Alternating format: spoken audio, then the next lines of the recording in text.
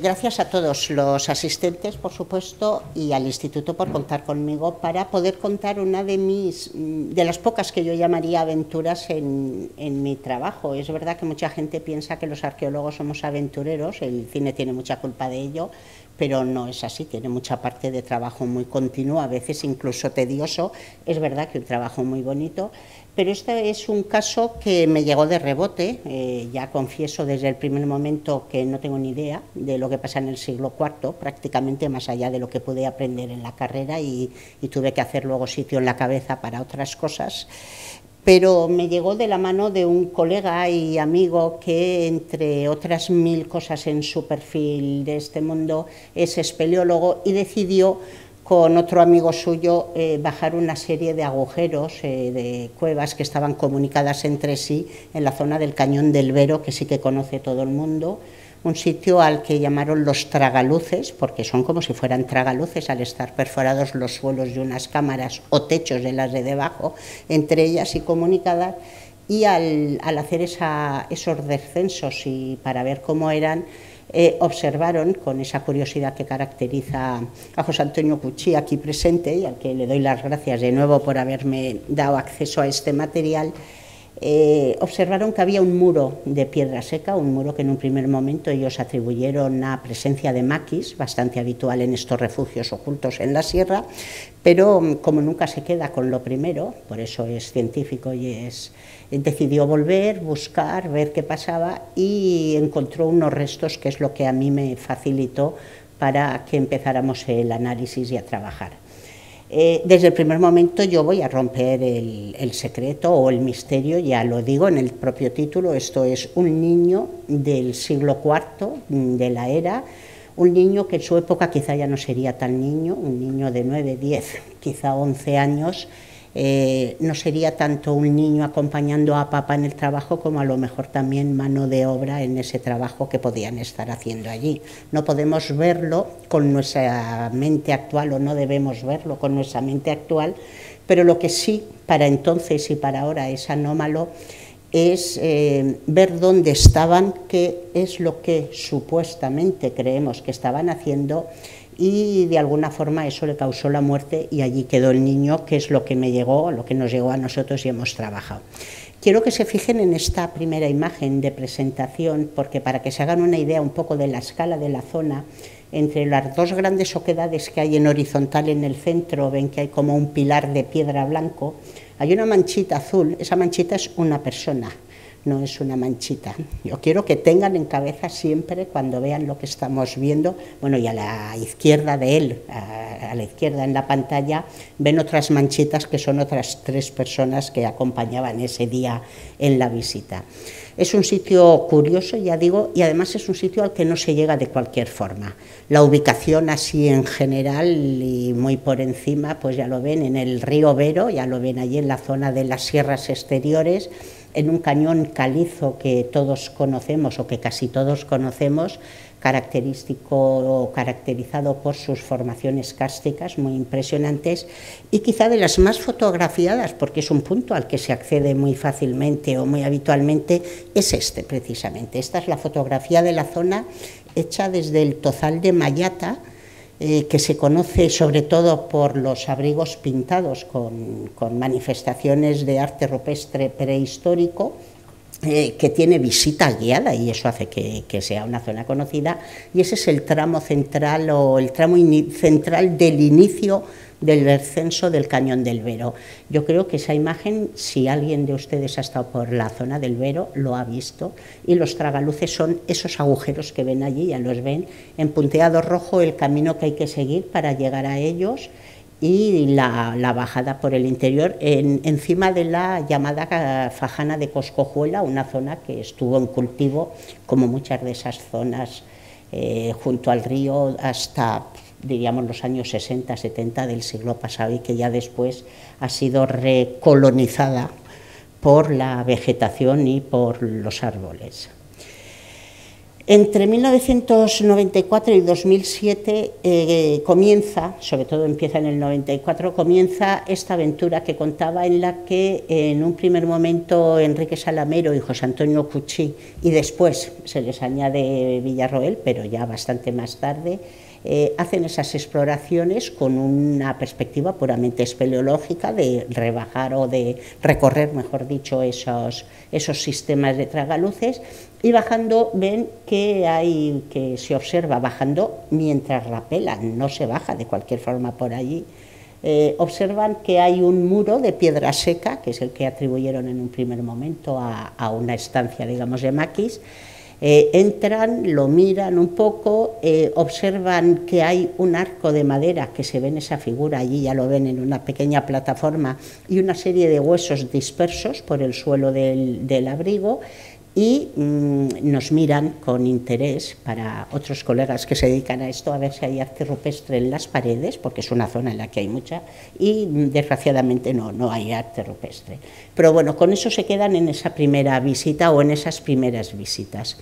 En noviembre del 2007 vuelven ya a bajar al abrigo, no solo con esa perspectiva espeleológica, sino ahora ya con un interés por los restos, porque les mosquea, aunque en un primer momento no han querido recuperar nada, no se debe.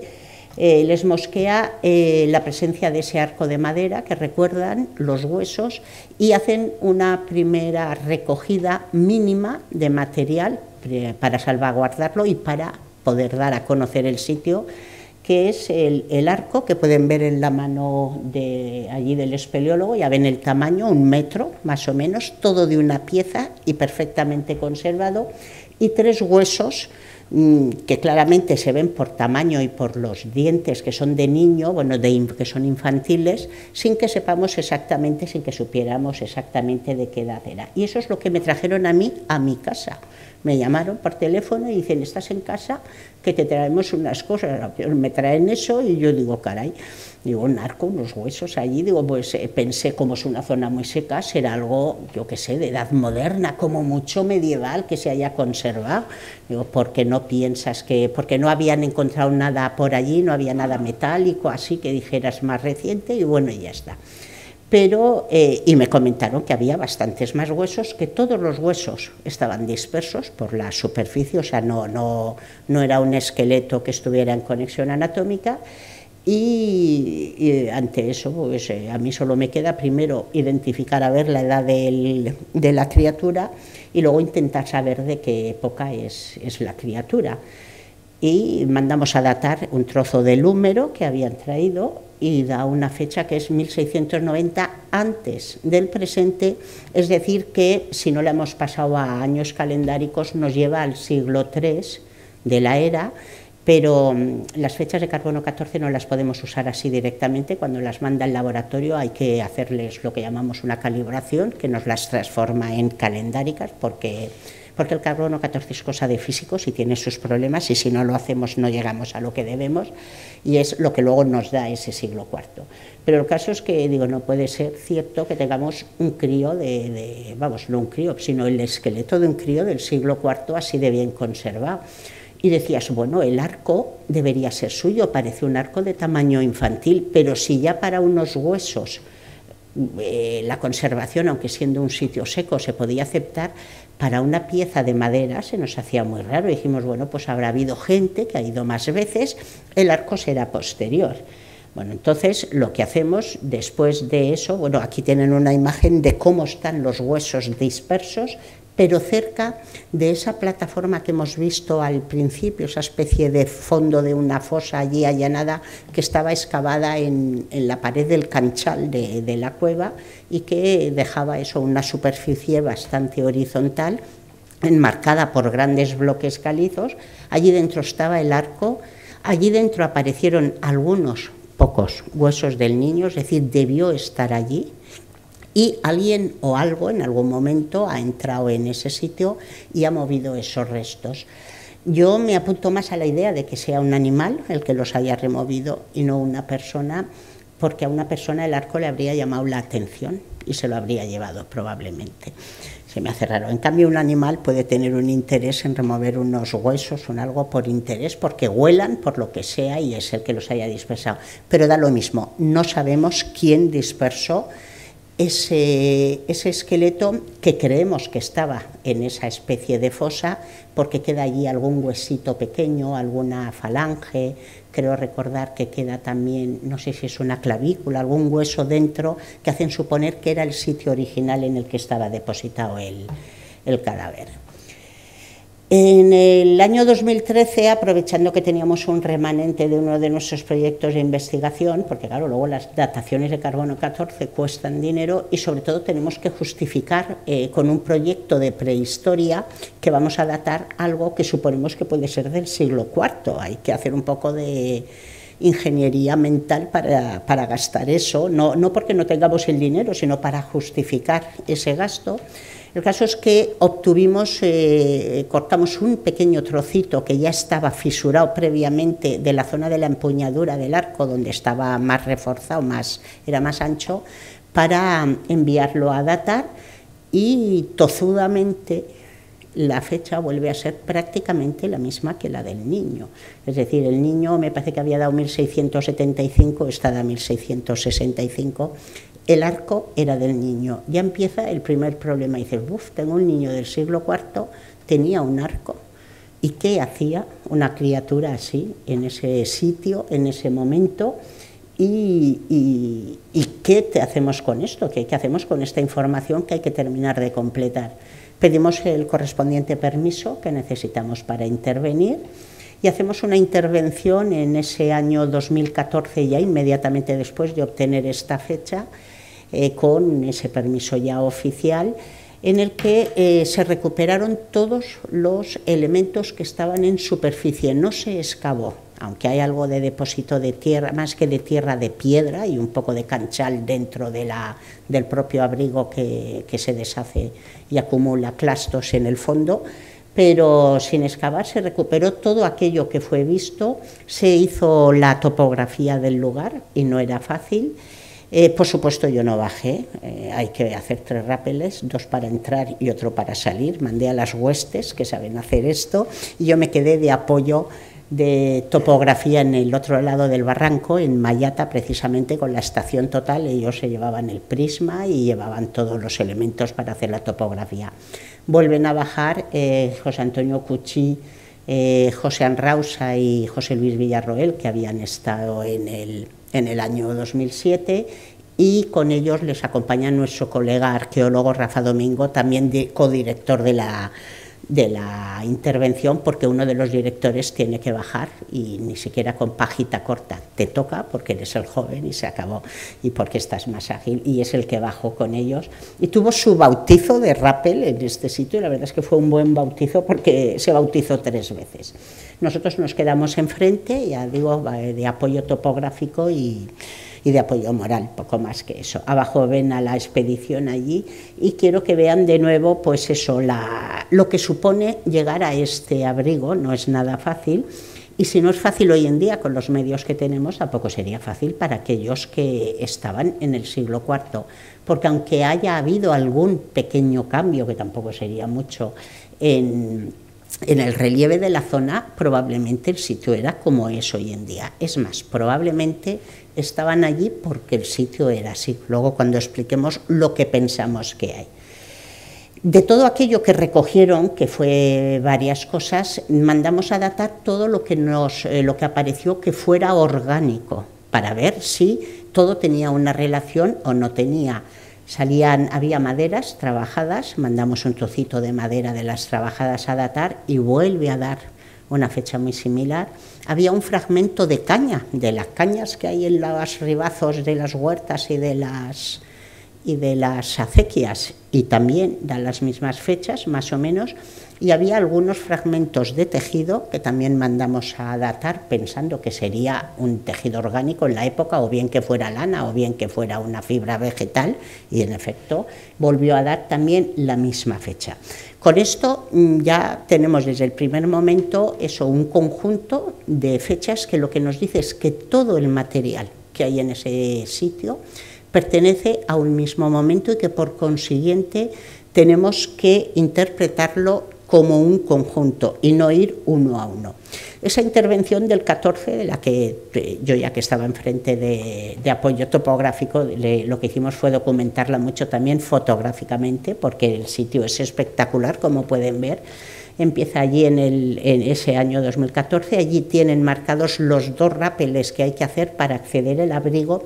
Al abrigo funerario no se ve nunca en las fotografías desde el exterior, porque está detrás de esa pared que hay en el centro de la segunda flecha vertical, ¿vale? Está detrás, en la pared de detrás hay una oquedad y allí es donde están los restos de los que hablamos, y luego hay que hacer un tercer rappel bastante largo para descender y salir de allí y bajar hasta el río.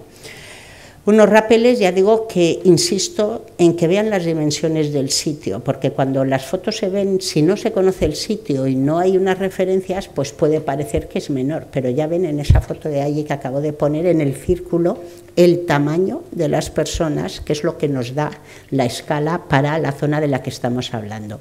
Un primer rappel para salvar ese escalón que lleva al tragaluz sur, el que está a la izquierda del tragaluz norte, tiene ese nombre. Un segundo rappel en el interior que no podemos ver, que es el que permite bajar desde la sala superior del tragaluz al abrigo funerario, que ven allí en medio, y el tercero ya mucho más largo y de nuevo de dimensiones a tener en cuenta en la zona, ese que es el de salida y el de bajar ya a la Fajana de Coscojuela para alcanzar el río, remontarlo y subir de nuevo hacia el Tozal de Mayata y acabar. Enfrente de donde estaban ellos, de donde están, está el Tozal de Mayata, este del que llevo hablando un rato y que todavía no les he presentado. Un tozal realmente impresionante, conocido, ya digo, por la presencia de arte rupestre y además con recientes descubrimientos, además de los que ya conocíamos de los 3 abrigos de Mayata A, B y C, pues en los últimos años. Miren esa zona que está recuadrada allí arriba. Ese recuadro es esto. En ese recuadro tienen 2 abrigos pintados. El de Mayata A está marcada, la zona no se ve porque lo tapa la pared. El de Mayata B se ven allí como unas florecitas blancas, pero ahora en esta foto la tienen ya con más detalle visto.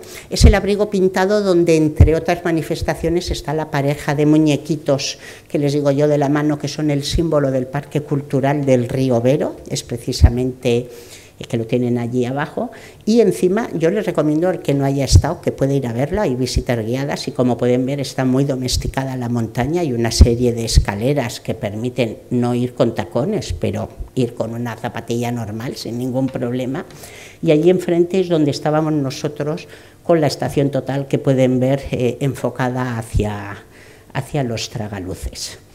Hecho el primer rappel, a pasar al tragaluz sur, se rodea ese pilar que separa del tragaluz norte, de nuevo, insisto, en el sitio y en lo que se jugaban. Yo aquí me enfadé mucho porque pasaron sin poner la primera persona que pasó, no le voy a decir nada, sin poner una cuerda de seguridad, luego ya la pusieron para otros, pero me parece lo mínimo, pero como son así estos, pues oye. Esto es, una vez dentro, en el tragaluz norte, esa sala superior, el agujero perforado en el suelo, hacia donde se baja. Desde allí arriba, en esas coladas estalagmíticas, se atan las cuerdas, montan el rappel para bajar, ya ven las dimensiones del sitio. Se baja, entonces de ese anclaje allí ven por primera vez el pequeño abrigo donde está todo el registro funerario del que estamos hablando, y que no era tan funerario, más allá de que el niño estuviera muerto, en efecto, y estuviera allí. Creemos que no, que era una ocupación funcional, ya veremos, ¿vale? Está allí metido. En este corte hecho a partir de la topografía pueden ver cómo está el abrigo funerario aquí a la izquierda en la pared, retraído, además con un fondo muy inclinado, que también explica parte de lo que vamos a ver después de los acondicionamientos, donde estaba el muro y donde está la fosa. Lamento, lo tenía en inglés y no he encontrado, lo he puesto en el último momento, pero bueno, fosa y muro lo conocemos todos, ya lo ven. Y como pueden ver, la pared externa tapa por completo la visual de ese abrigo desde el frente, es decir, está totalmente oculto. Es un lugar totalmente recóndito que no se ve, aunque se vea todo el sistema de los tragaluces, lo que es en sí el abrigo funerario que está allí metido, ya lo ven, no se ve. Desde la sala superior se baja él, con un rappel pequeño. Aquí está el muro, que es el culpable de todo, el que vieron la primera vez que descendían pasando de largo por aquí, por supuesto, y que tanto les llamó la atención. Y esta es la topografía un poco de la planta, de esa zona del abrigo y de los agujeros por los que te puedes caer tranquilamente si no andas con cuidado en la zona hacia abajo y por donde se evacúa, se sale del abrigo. Con la localización de las dos principales estructuras que hay de origen humano, que es el muro de piedra, que lo tienen allí en la parte superior fotografiado, y abajo, en la parte más alta del canchal del fondo de la cueva, también excavada esa especie de fosa, esa repisa que estaba allí, que en ese momento, y puesto que es donde habían aparecido algunos restos humanos, atribuimos a una fosa funeraria. Y yo sigo teniendo dudas si lo excavaron para enterrar al niño, para depositarlo, o si aprovecharon esa fosa que habían hecho para otra cosa, y cuando el niño se les mató o lo mataron, lo dejaron allí. Eso es lo que... O sea, y eso no sé cómo solucionar esa duda. El muro de piedra seca es considerable, son más de 2 metros de largo, 1 de altura, medio metro de espesor. En ese momento, desde luego, con una función y una cronología desconocidas. La función ahora la podemos suponer, la cronología también, puesto que todo el material datable da sistemáticamente la misma fecha. Hemos de suponer, sobre todo si la interpretación que damos al lugar nosotros es válida, hemos de suponer que se realizó, que se levantó entonces, pero un muro de piedra seca no hay quien lo date. Esa es la realidad, son solo una acumulación de piedras. La fosa excavada, volvemos a ver esa fotografía de la primera vez que lo ven, esa fosa con el arco en su interior, bastante bien hecha dentro del depósito de clastos, más de 1,5 metros de largo, ese perímetro de grandes bloques calizos que la sujetan, y eso, un fondo bastante horizontal para lo que es el abrigo, el suelo del abrigo, que tiene una pendiente muy marcada. Pero hay también otro elemento que podemos llamar constructivo, y es que en uno de los pequeños lóbulos que tiene las paredes del abrigo estaba revestido el suelo de una capa de arcilla endurecida que mostraba evidencias de haber estado, digamos, encofrada con madera, o sea que mientras esa arcilla se secaba la tuvieron sujeta con madera, y en cuyo interior además nos salió un trocito de esa madera que es el que datamos. O sea, no datamos un cacho de madera cualquiera de lo que apareció por allí, sino que estaba allí. De nuevo, un elemento constructivo, igual que la fosa, igual que el muro, que a priori no podemos datar y cuya funcionalidad no sabíamos, pero que una vez que teníamos los datos, que tenemos los datos de que todo en cronología coincide en el mismo momento, hemos de suponer que todo en su función y en su construcción tiene que responder a una misma razón. La pieza más singular, al margen por supuesto de los huesos del esqueleto del niño, es el arco de madera, un arco tallado de una pieza completa. No hay piezas encoladas, ni claveteadas, ni nada, simple, o sea, de solo una curva, con las dos entalladuras, los dos entalles en los extremos para evitar que resbale la cuerda, con la parte central recrecida, o que cuando hacen el arco respetan allí más grosor de la rama original para que sea más resistente, es la zona que sufre más tensión cuando el arco se tensiona para disparar, y estaba allí. Desde luego era una pieza, cuando teníamos que mandar a datar, yo me lo miraba por todos los lados y decías, pero ¿cómo vamos a coger algo? Era de las pocas veces que yo sentía haber encontrado un elemento entero y no roto. Cuando algo está roto le quitas un cachico y ya está, pero una pieza tan completa y sí que tenía esa fisura en la zona del central, que dijimos, bueno, aquí es donde menos daño hacemos, y quitamos, no sé si han visto antes cuando he hablado y he puesto la diapositiva de la muestra, que pesaba, no sé si eran 6 gramos o una cosa, o sea que es que fue mínimo lo que hicimos. La madera es avellano, algo que suponíamos, pero que Marta Alcolea, nuestra especialista en madera y en carbones, porque ahora en arqueología tenemos especialistas en todos, nos confirmó que en efecto era de avellano. Marta nos confirmó también el resto de especies de las maderas que teníamos, la mayoría de ellas quercus, es decir, el mundo de los robles, las encinas, etcétera. En la fosa había 4 fragmentos de quercus caducifolio, probablemente un cajico de la zona, ¿vale? Otros 6 fragmentos también sueltos por el canchal que estuvieran trabajados, o sea que se notaba que habían sido cortados con una hacha o así, ¿vale? Y un pequeño fragmento que estaba encastrado en la arcilla de ese lóbulo que he enseñado antes, que es el que tienen ahí en la fotografía, que es el que mandamos a datar. Era un cachito de 2 centímetros, no vayan a pensar que era más grande. En la fosa había también trocitos de carbones, es decir, de madera carbonizada, que fueron identificados como de boj, y también de coscoja, que hay allí. Y la caña parece que sea la caña normal, el Arundo Donax, que es la más habitual, pero que en esa había más duda, era más difícil seguro asegurarlo, pero vamos, que parecía que sí.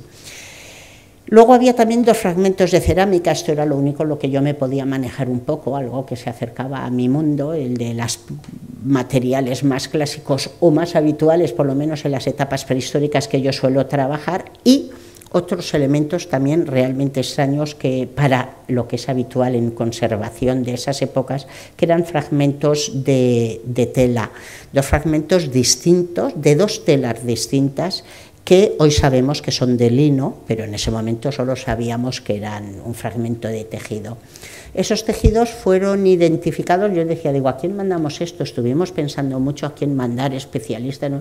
Y luego de repente dijimos, si tenemos en Huesca una escuela de restauración que trabajan con soportes porque además es sobre todo de pintura, digo, seguro que saben identificar una fibra si es vegetal, a lo mejor si es animal no, si fuera lana o así. Con que hablamos con ellos, nos dijeron que sí, aprovechando que en el pueblo todos nos conocemos, tirando de amigos y conocidos, nos hicieron las pruebas y determinaron que en efecto eran fibras celulósicas, es lo que se ve en la foto de arriba, es decir, eran fibras vegetales, y luego la prueba que hacen ellos para ver qué tipo de vegetal es o cuál, la someten a calor y según en qué sentido giran o dejan de girar, es una u otra especie y salía lino, porque era de estrógilo, creo que era, ¿no? Sí, eso es. Entonces, sí, nos dijeron que eran lino, estudiaron también el tipo de urdimbre, o sea, cómo estaba tejido, con los microscopios, allí los ven. La tela que era más fina es un simple tafetán, el tafetán es simplemente el cruce más sencillo y más clásico que hay de trama y urdimbre, en el que se entrecruzan continuamente, y el otro en cambio era una tela más vasta, más gruesa, con una trama alterna. Yéndonos fuera de temas, digamos, más específicos, podríamos identificar la tela más fina con una camisa y la tela más gruesa con un pantalón, probablemente. Pero bueno, es lo que hay, no, más no sabemos, no había tantos fragmentos, no eran tan grandes como para que supiéramos a qué tipo de prenda pertenecían. La cerámica es la que me dio más problemas a mí, me dio por culpa de mi, primero, nulo conocimiento de materiales del siglo IV, o muy escaso, y luego porque todos tendemos a identificar lo que ya conocemos. Eran 2 piezas, 2 fragmentos de cocción muy irregular, hechos a mano, con una superficie bastante vasta, que para mí eran típicos del mundo prehistórico, o sea, de la edad del bronce, tranquilamente podrían ser de la edad del hierro. De hecho, las identificamos inicialmente como tal, pensamos así y las dibujamos con la orientación que suelen tener en esa época.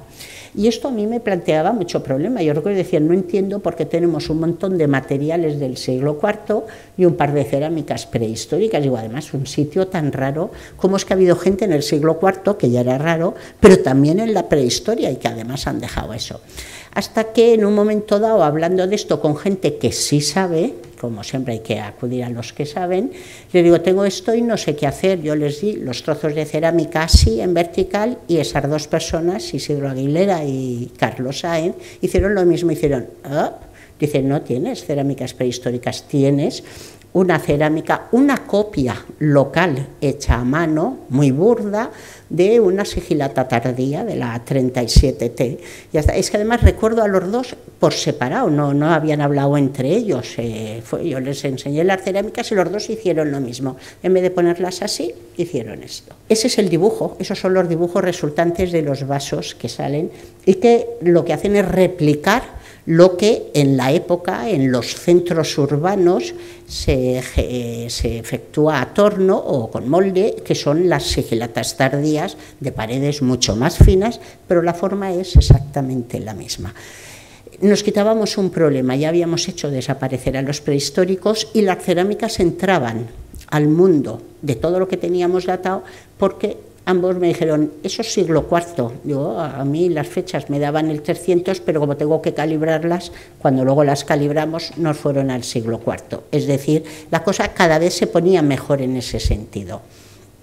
El niño, que fue lo primero que datamos y que es el culpable de que luego siguiéramos con todo esto, claro, apareció totalmente desarticulado, ya lo he dicho, con los restos desperdigados por todo el suelo del abrigo, pero insisto en que probablemente estaría en eso que podemos llamar fosa, lo fuera o no en su momento de ser realizada. En la fosa, ves, quedaban un radio, una vértebra y alguna falange, no la clavícula, me he confundido, pues. Y la mayoría, eso, estaban muy dispersos, bastante cerca de la fosa, pero algunos estaban más alejados. A mí eso me da más un patrón de un animal que lo mueve, o varios animales quizá, que de una persona, pero no lo sé, y en el fondo me da lo mismo, sea persona o sea animal. Lo que está claro es que se desarticuló un esqueleto que en su momento estuvo allí completo. Es un esqueleto que pese a eso está muy completo, quizá lo más incompleto sea el cráneo, es normal, es más frágil, rueda, y una vez que se fragmentan, o se nos han podido colar fragmentos sin ver, o han rodado más y han desaparecido camino para abajo. Recuerden la pendiente que presenta el fondo del abrigo, el suelo, o sea que es así. Entre nuestros especialistas jóvenes que tenemos y que se dedican a este mundo de la bioarqueología, que hoy nos da tantas alegrías y tanta información, Vanessa Villalba, bióloga de formación, pero que hizo la tesis doctoral con nosotros en prehistoria, hizo un estudio, como siempre, perfecto, es lo que le caracteriza, que atendía pues al índice de preservación, al sexo, a la edad, etcétera. Es un esqueleto muy bien conservado, conserva prácticamente el 90% de todos los huesos.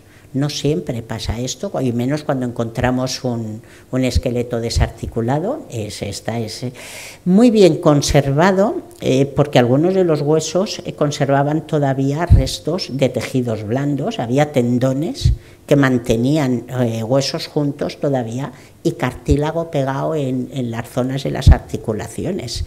Insisto en que la conservación de los materiales orgánicos en el sitio es extraordinaria, no es normal que se conserven materiales orgánicos del siglo IV. Es más normal allí por la extrema aridez del ambiente, es muy seco, es un abrigo que nunca se humedece, porque recuerden que está retranqueado hacia detrás con respecto a lo que es el suelo del de arriba, y aunque llueva, si entra agua, caerá por delante, nunca entra agua al abrigo, y la zona en general es más bien árida, no es muy seca. La estimación de la edad en función de unos huesos o de otros, porque nunca se es seguro, y menos cuando no tenemos muchos referentes de la época, está entre los 9 y los 10 años, como pueden ver, están allí los 9 años con 30, teniendo en cuenta que un año se divide en 10, no en 12 meses, ¿vale? O sea, que son en decimales y así, pero es lo que tenemos. Y lo único que no sabemos es el sexo. Aquí, como siempre, nuestra cabeza antrópica nos engaña, y como hay un arco, lo llamamos siempre el niño, pero no sabemos si es niño o niña. No tiene todavía formado el hueso de la cadera como para que a esa edad se pueda distinguir con lo que se conservaba, no nos llegaron toda la cadera completa, podamos saber seguro si era niño o niña. Podía ser un niño, es lo que todos achacamos, ya que llevaba un arco, pero no lo sabemos. La realidad es que allí lo tenemos y tampoco sabemos exactamente qué era. En cuanto a la antropometría, es decir, si tenía las medidas normales para su edad, si era un niño alto o bajo, si estaba bien nutrido, desnutrido, etcétera, tenemos muy pocos restos de la época con los que estudiar, y más que pocos estudiados. No hay estudios antropométricos hechos, más allá del que cito allí del yacimiento del Carrer Ample número 1. El Carrer Ample número 1 es un solar urbano de la ciudad de Zaragoza, donde salió una necrópolis de siglo IV, y allí sí que hay varios niños enterrados, y allí sí hay hecho un estudio de la antropometría de ellos, están bien publicados, no solo se sabe que está, sino que luego están estudiados los huesos, y lo que tienen allí es un croquis de distintos yacimientos, destacando las X, son las del Carrer Ample, el tragaluces, ese rombito que tienen de color rojo, el tamaño de la diáfisis, es decir, de la parte larga del hueso del fémur, es lo que se compara, y este entra en las medidas normales. Es decir, no estaba ni peor ni mejor nutrido que un niño urbano de la misma época. Es lo único que podemos decir con respecto a este niño, que claramente procede de un ambiente muy rural. Es rural hoy en día la zona, lo era también en ese momento. Quizá menos en comparación con lo urbano, porque en el siglo IV las ciudades romanas han bajado mucho ya, pero es así. Patologías, pues solo se le ven dos, una cribra, es decir, una alteración de la superficie ósea en el fémur, precisamente, quizá debido a una enfermedad general o a una pobre alimentación, pero no es muy importante, tampoco es que sea de un momento concreto, que digas, esto es que tuvo una enfermedad muy seria un momento y tal, no, parece que tendría un déficit general de vitamina, pero eso puede pasar. Y lo más interesante en ese sentido es la fractura que presentaba uno de los huesos parietales de la cabeza, precisamente el parietal derecho, donde había una fractura que no tenía ninguna evidencia de haber empezado a regenerarse. Es decir, o se fracturó y se murió, porque le fracturaron, o se fracturó la cabeza, o se fracturó la cabeza mientras lo trasladaban una vez muerto, pero recién muerto, porque es muy del momento. O sea que podría ser la razón de la muerte, pero no se puede asegurar. Desde el primer momento, cuando vimos el sitio, vimos lo difícil que era, pensamos que el crío se habría caído y se habría matado cayéndose por el agujero para abajo, y que entonces ya lo dejaron allí. Y es algo que tenemos en la cabeza también. Pero la realidad es que los huesos largos no tienen fracturas. Es verdad que falta uno de los fémures, no estaban, pero el fémur que tenemos no tiene fracturas, no, falta una de las tibias, perdón, no tienen fractura la tibia, no tienen fracturas los fémuros. Una caída desde tal altura es más fácil que hubiera producido una fractura en un hueso largo, aparte de en la cabeza, si se dio en la cabeza, por supuesto. Con lo cual, a lo mejor simplemente lo que hizo fue caerse hacia atrás y esnucarse de lado, porque no es en la nuca, es en el parietal, pero bueno, o alguien le dio un golpe y lo mató, o ninguna de estas cosas, se murió por otra cosa y la fractura que tenemos está allí.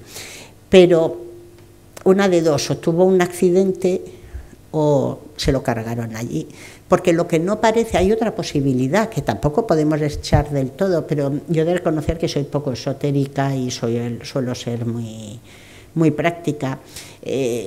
No acabo de entender que se les muera no sé dónde y se den ese palo de llegar hasta allí y lo bajen por ese sitio tan difícil solo para dejarlo en un sitio tan extraño.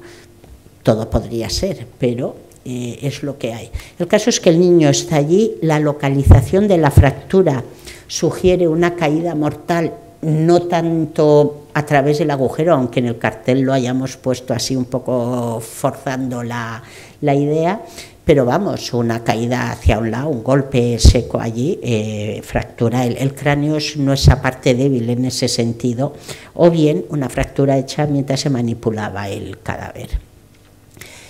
La cronología que comentaba antes, tienen ahí la secuencia de las 5 fechas en la tabla que tienen a la izquierda, tal como nos las da el laboratorio, es eso que pone fecha BP, es decir, antes del presente, teniendo en cuenta que tampoco es antes del presente. El presente para los laboratorios de carbono 14 es 1950, que es la fecha en la que el IBI saca el mundo del carbono 14, calcula y la edad y demás, pero bueno, es lo que hay. Si a 1950 le restamos esas cantidades, pues nos quedan 200 y pico, así, o sea, nos llevaría al siglo III.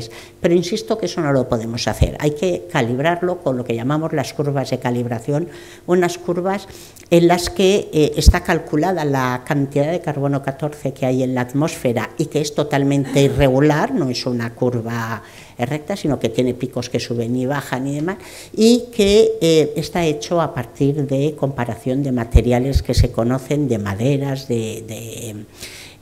con los anillos de los árboles, etcétera. Es un auténtico calendario que tiene por un lado lo que es de verdad el calendario de años, tal como los conocemos nosotros, y por el otro la equivalencia en los años del carbono 14.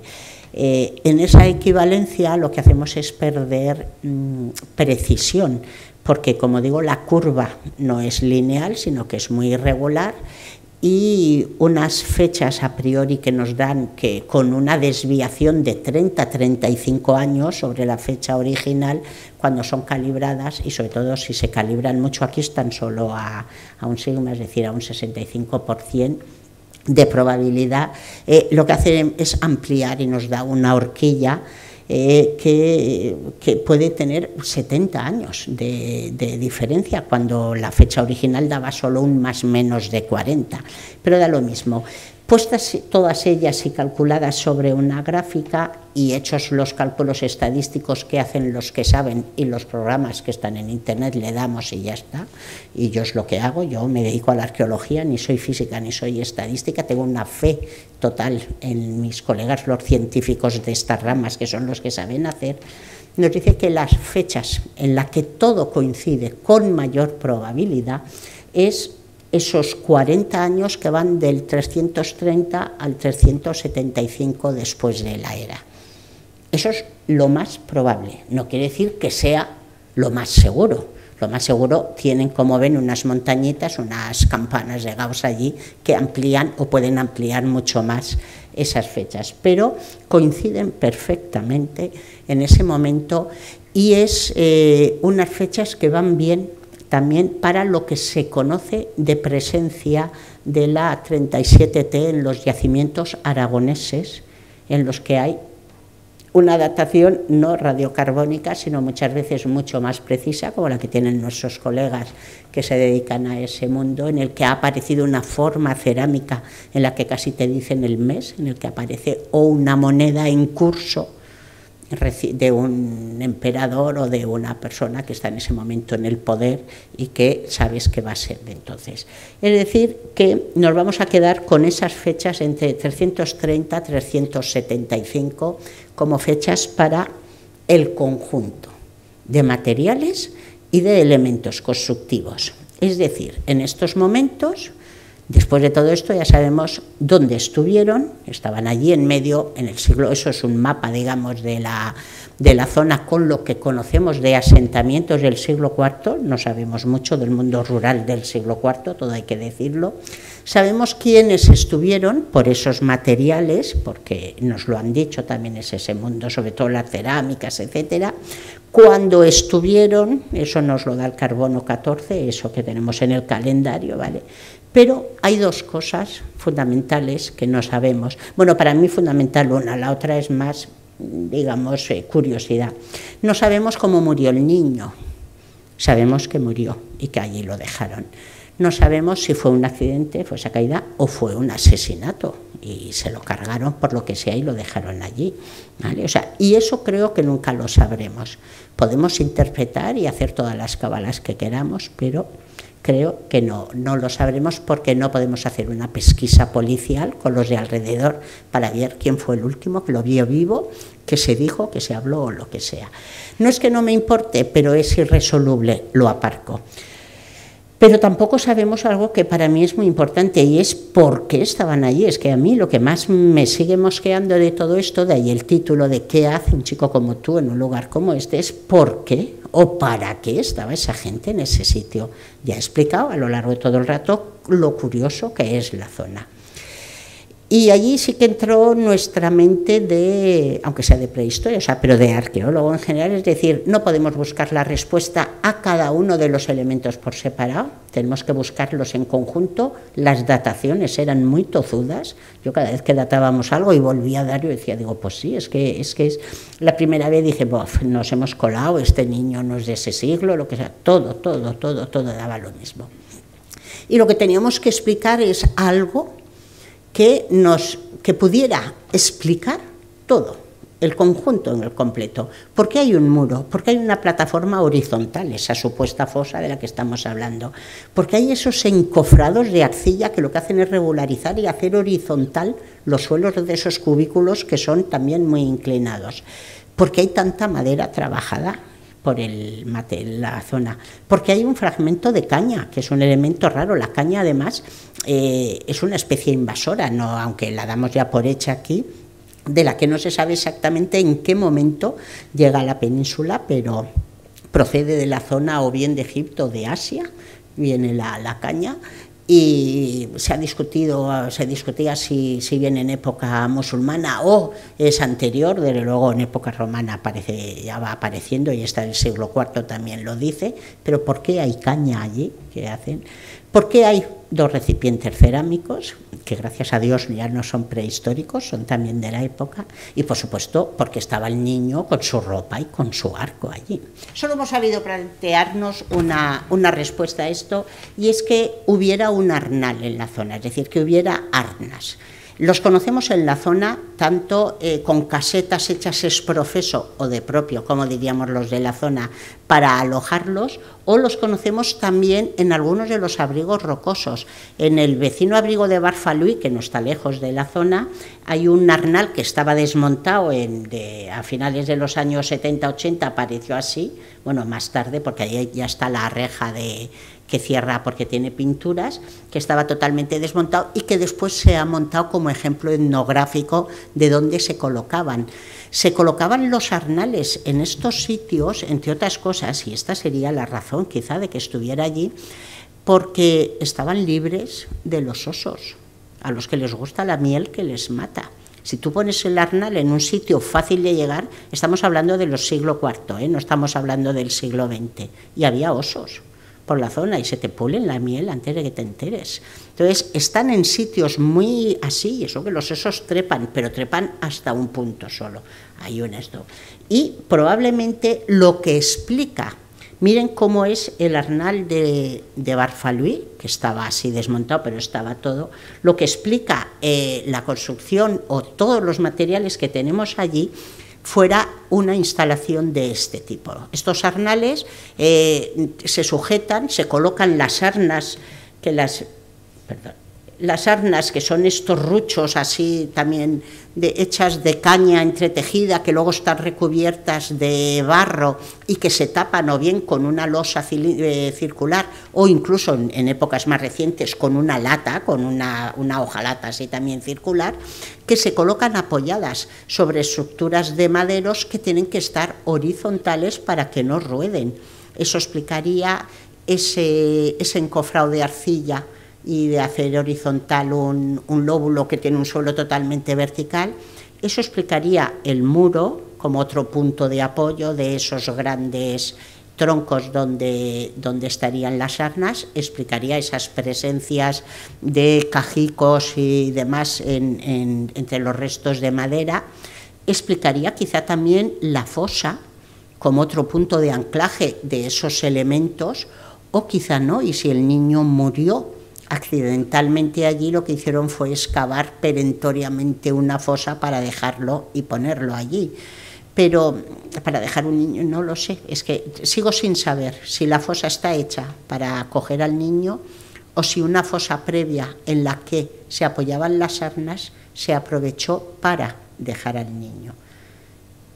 No me da lo mismo, pero casi sí, porque creo que es irresoluble. Entonces, en lo que no tiene solución, creo que no debemos perder más tiempo. Se apilan, es un sistema además que se conoce de mucho antes. En los frescos egipcios existen estas sarnas, están dibujadas ya, se conocen en época romana. Aquí, desde luego, en la zona del Prepirineo, en estas cabañitas hechas para ellas son muy habituales y están muy bien conservados, pero se conocen también en todo el Valle del Ebro y además se conocen en zonas de la depresión, dentro de edificios mucho más grandes y así, es decir, es un sistema de colmenas. Cada una de este elemento cilíndrico se llama un arna, el sitio en el que hay arnas se llama un arnal, que es un apellido bastante común en nuestra zona y es de donde viene, y es también un topónimo habitual en algunos sitios. Pues existe un pico de los Arnales o la zona de los Arnales, etcétera, que lo que está haciendo es conservar la memoria de una instalación que hubo en su momento. Y yo poco más tengo que decir, volver a dar las gracias a los asistentes, volver a dar las gracias a los colegas que me han permitido este divertimento, porque me sacó por completo de mi zona de confort de trabajo de la prehistoria, donde he disfrutado muchísimo y que me hace ver además lo que nos cuesta por saber o lo que nos queda todavía por saber, porque probablemente si yo hubiera tenido mucha más formación en esta época habría solucionado muchos problemas antes de tirar de muchos sistemas que quizá no habrían sido necesarios. Si esas cerámicas las hubiera identificado desde el primer momento, igual no habríamos gastado tanto dinero en carbono 14, también hay que decirlo, pero los de prehistoria somos así y vamos a la datación como algo que nos asegure y nos facilite. Muchas gracias de verdad a todos, y si alguien quiere preguntar algo, pues aquí está. No sé vosotros, yo estoy todavía enganchado a esta historia, ¿no? Una historia bonita, ¿no? Además, y por todo lo que te puede dar de pensar, ¿no? Si queréis comentar algo, yo tengo un par de preguntas, si queréis rompo el hielo. ¿Se puede sacar ADN? ¿Se puede, sobre todo pensando en poder sexar los restos? Se podría, supongo, sí. Claro. Allí están, o sea que sí se puede sacar. Es verdad que el ADN humano estará totalmente contaminado porque lo hemos tocado todos y allí, pero supongo que habrá algún tipo de cosa que no sea solo ADN, que sí que nos permita. Se te ha notado que eres veterinario, lo de sexar. Ha sonado a pollos, más que a niño, pero está. Sí, es verdad que se puede hacer. En el fondo, a ver, lo más lógico es pensar que sea un niño, pero todo tenemos que pensarlo también. O sea que sí, hablaremos con Vanessa a ver y que haga algún otro análisis que nos diga y ya está. Preguntamos a Pere también, ¿no? O sí, bueno, nos puede resolver algo. ¿Sí? Sí, también Pere. Y la otra cuestión que se me ha venido a la cabeza, dadas las dificultades para llegar, un bípedo, ¿no? Un animal puede llegar ahí. Has hablado de que puede ser que animales hayan esparcido los restos. Puede llegar un cánido o cualquier otro tipo de animal allí fácilmente. O en aquellos momentos igual sí, o había algún paso, no sé. Yo creo que sí, pero que no llegaban por donde llegan estos se descuelgan. Yo creo que suben desde abajo. Los restos, el fondo del abrigo funerario estaba tapizado de restos totalmente secos de lo que pudo ser una hiedra o cualquier tipo de planta de estas que vegeta mucho y eso podría caer, y el rappel de salida, que yo sepa, no es un rappel volado del todo como los otros, sino que va así. Entonces, quizá un tejón, sí, un bicho de estos que trepan mucho, sí, y puede que la gente del siglo IV subiera desde el río en vez de descolgarse del otro lado, usando trancas también que se encajan a veces en las fisuras de la caliza, etcétera. Allí no sé si luego no se buscó, creo, específicamente, pero vamos, se me haría raro que no lo hayan mirado, José Antonio, que es curioso, trancas por la zona del Vero y por toda la sierra en zonas difíciles de paso, hay muchas evidencias, y sobre todo para acceder a sitios de miel.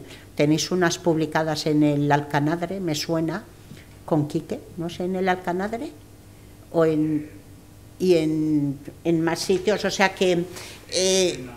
y yo recuerdo a Lorenzo el pastor de Alquezar, cuando pasaba de un sitio a otro prospectando, que decía, pero este hombre se va a matar, y oye, con sus alpargatas tal cual, tenían otro concepto del peligro y distinto. O sea, no es fácil llegar, eso es verdad, pero tampoco era imposible. Quiero decir, a Barfalui ahora se baja muy bien, que también hay unas escaleras, donde estaba ese Arnal que he enseñado, pero si no, había que hacer un poco del cabra. Y sí, sí.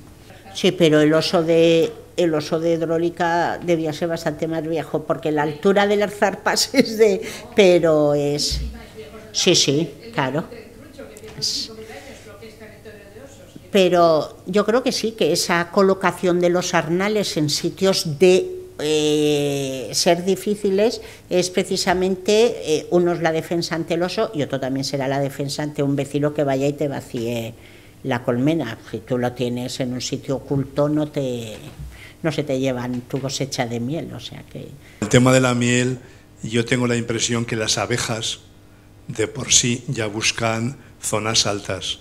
Hay bastantes peñameleras, sí. y normalmente son, vamos a decir, pequeñas oquedades altas, que luego tienes efectivamente los maderos. Ya decía que en Olvena, en los moros de Olvena, también hay unas estacas clavadas en la parte de fuera. No voy a decir que haya que hacerles el carbono 14, pero sería. Lo que sí que también es curioso, que en la repisa de arriba hay árboles cortados, hay varias sabinas cortadas. Pero bueno, yo solamente quería decir, en fin, darte las gracias porque nos hiciste caso, porque cuando llegan unos, no sé cómo llamarlo, pesados frikis o lo que sea, que dicen que han visto unos huesos y demás, pues en lo que es tu especialidad, pues eso, nos hiciste caso. Es que fue muy llamativo, o sea, el arco era una cosa, y luego a mí la mandíbula del niño, yo decía, digo, esto es una criatura, me miré, yo recuerdo que me miré a mis hijas, 9 o 10 años, un poco calculando las que tenía allí por los dientes que tenían, y decía, es que era una cosa muy rara, y decía, bueno, pues era medieval o algo, pero es lo suficientemente raro como para que le hagamos algo de caso, y es verdad que se iba por completo de nuestro mundo, pero no se va de un mundo que tenemos, he de reconocerlo, todo nuestro grupo, que es el Vero. Nosotros en el Vero trabajamos todas las épocas y consideramos que es un sitio muy especial. La verdad es que esa conexión que tiene, que hace que tengamos arte rupestre de todos los estilos que se conocen en la península. Es que no hay otro sitio que concite eso. Que tenga esto, que tengas un yacimiento de época visigoda, que tengas campaniformes también, que tengas, por supuesto, toda la prehistoria antigua de la Fuente del Trucho, que es un yacimiento fuera de lugar, que tengamos a los primeros neolíticos llegando a la zona de Huerto Raso. Es que lo tiene todo, o sea, es un lugar especial. El Vero, igual que a nosotros nos sobrecoge de alguna forma ese paisaje, yo creo que siempre ha tenido un atractivo para la gente que vivía en las inmediaciones. Es un sitio muy singular. Y los que me conocen saben que soy todo menos esotérica, o sea que es. Pero sí que es verdad que es una zona especial. Y bueno, es que a mí el arco me sigue alucinando, y más desde que sé de qué fecha es, cómo está conservado. Llevo llorando mucho para ver si lo exponen. ¿Dónde están ahora los restos y el arco? En el museo, ya después de haber estado mucho tiempo en casa y en la facultad, están en el museo, pero hay que ver cómo se expone, dónde y demás. Es que es una cosa muy singular, sí, sí. Y necesita un discurso expositivo propio para el que no tiene un espacio en este momento concreto, pero yo creo que están en ello también. Y allí. En primer lugar, muchas gracias, Lourdes, por contarnos esta historia. Yo desde completamente fuera de vuestro ámbito me surgen muchas dudas con esta historia y me ha llamado la atención que el niño estuviese solo allí, ¿no? Bien sea porque lo hayan dejado allí o porque que no esté con otras personas. Entonces te quería preguntar, no sé, si nos puedes decir si hay se sabe de algún otro caso o se conoce de algún otro caso en el que haya un niño o una niña solo, enterrado o dejado ahí en un lugar apartado, bien sea con arnales o no, o de difícil acceso, que nos pueda dar algo más de información. Que yo conozca no, pero que yo conozca no quiere decir nada, porque lo primero que he dicho es que no tengo ni idea de esto. A mí por eso me da la idea de que fue un enterramiento perentorio, o sea, no es una necrópolis donde se agrupan, y eso me sugiere el accidente por no ir al asesinato, que me parece ya muy truculento. Pero yo no creo que el niño fuera solo, el niño iría con otras personas y el accidente o la muerte voluntaria o asesinato sucede allí y lo dejan allí, aprovechando esa estructura.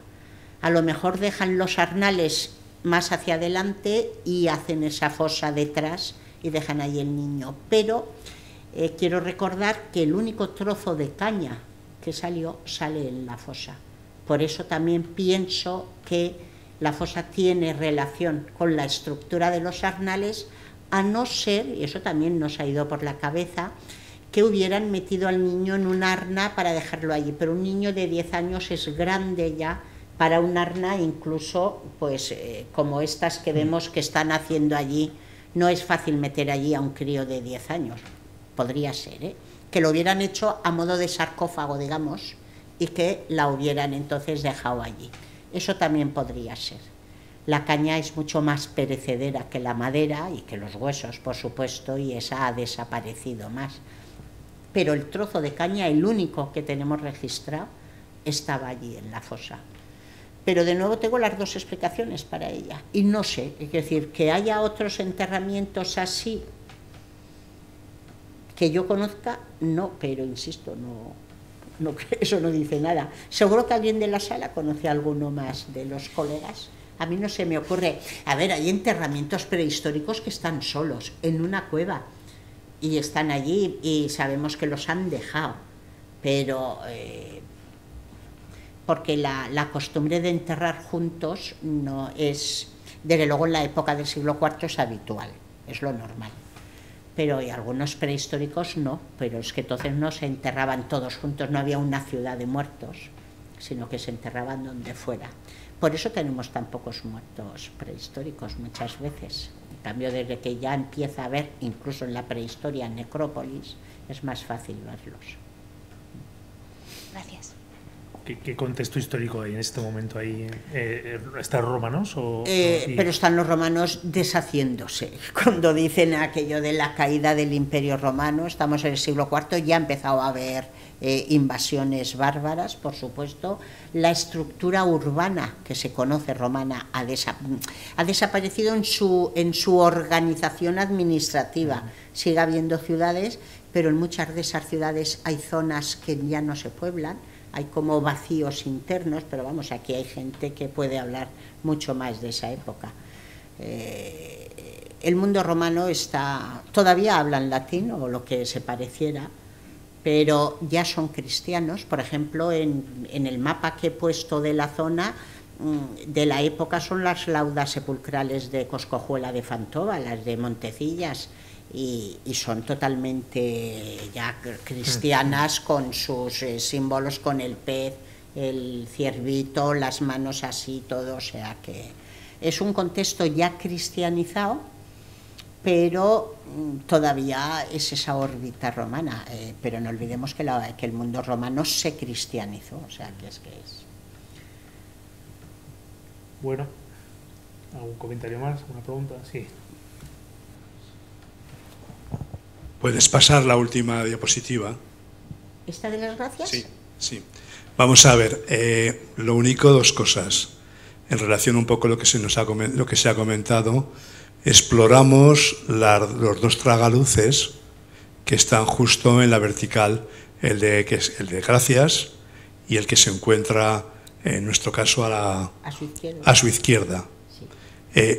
Después de los hallazgos justamente en Mayata, y ya en aquel momento teníamos un poco el mosqueo. Hombre, los de la base, esa serie que hay seguiditos que parecen habitaciones, por allí estuvo Vicente Valdellou, sí. Y precisamente la historia del maquis y el guardia civil creo que se relaciona con esta zona. Un maquis y un guardia civil que se escribían en una de las paredes mensajes de que no nos encontraréis y ya os pillaré. Pero hay una serie de abrigos, no voy a decir de fácil acceso ahora, pero que merecería la pena investigar. Y lo digo por animar a alguien, si hay alguien de la sala con unos cuantos años menos, pues eso, para que posiblemente pueda haber por allí alguna sorpresa interesante.